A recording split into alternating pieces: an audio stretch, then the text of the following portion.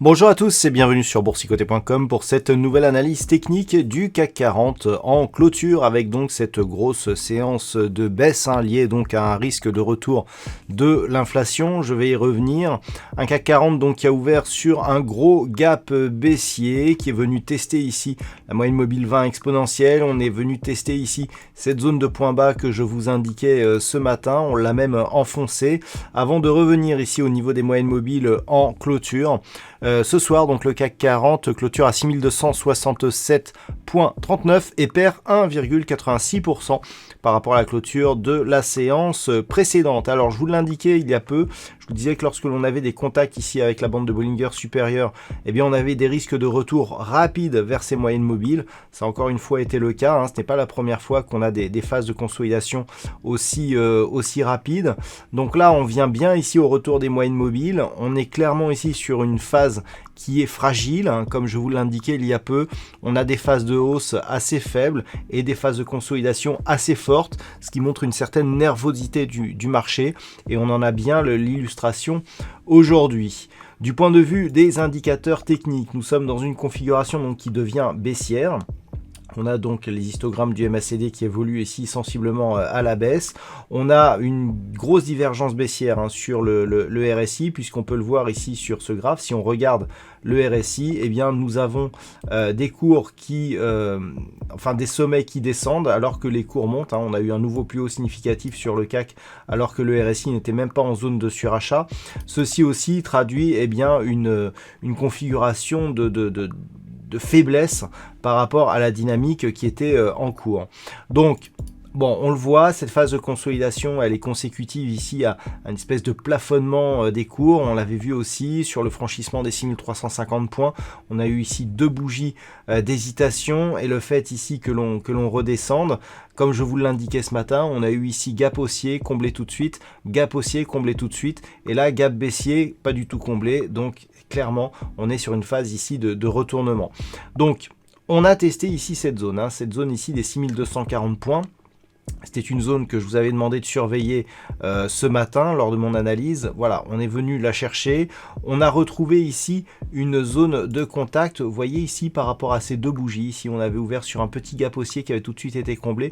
On a une zone intermédiaire ici à 6225 points qui est vraiment la zone de support du jour. Donc on est venu sur cette zone.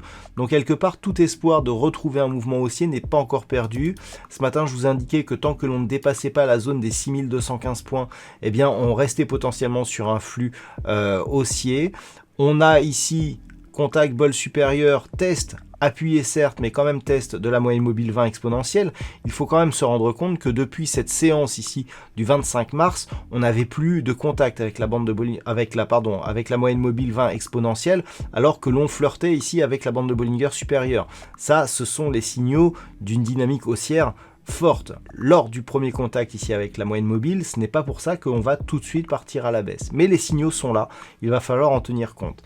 Donc les signaux, justement, dans un premier temps, cette zone ici est 6240 points, point bas significatif ici de cette séance. On est venu quasiment toucher la même zone. Tant que l'on reste au-dessus de cette zone et globalement au-dessus des 6215 points, il peut ne s'agir que d'une phase de consolidation qui est pour l'instant horizontale. On n'a pas réellement un vrai point bas significatif par rapport au précédent. On peut pour l'instant se trouver dans une phase de consolidation. Par contre, en cas de cassure des 6215. Certainement contact ici avec la bande de Bollinger inférieure. On peut constater que le dernier contact avec la bande de Bollinger inférieure date ici du mois de janvier. Depuis, on évolue donc dans cette dynamique haussière. En cas de contact, là clairement, on aura la matérialisation d'un retournement de la dynamique et donc on pourra par extension viser ici la zone des 6110 points. On peut noter d'ailleurs que la zone de contact avec la bande de Bollinger actuellement se situe peu ou prou sur des niveaux proches ici de ce point bas significatif.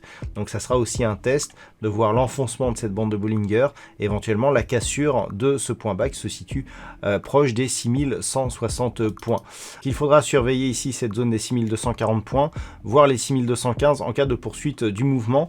Et puis si les cours rebondissent, ici c'est bien cette zone des 6350 points, zone qui était précédemment ici résistance et qui était devenue support par la suite, et bien qu'il faudra surveiller, puisque une réaction des cours ici sur cette zone horizontale nous donnera des informations sur une possible reprise d'un mouvement haussier. Voilà donc ce que l'on peut dire sur cette configuration technique. D'un point de vue statistique, alors ce qu'il faut savoir pour la statistique par rapport à la configuration actuelle, c'est qu'elle est globalement baissière. Alors la probabilité est très équilibrée pour demain. On a une probabilité proche des 52% d'évolution baissière à partir du niveau d'ouverture, donc c'est très équilibré, hein, quasiment une chance sur deux.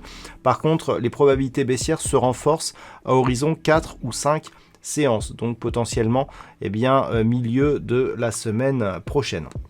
Voilà donc pour ce point CAC 40 en clôture. Je vous souhaite une bonne soirée. On se retrouve dès demain pour d'autres analyses techniques, toujours sur le site boursicoté.com.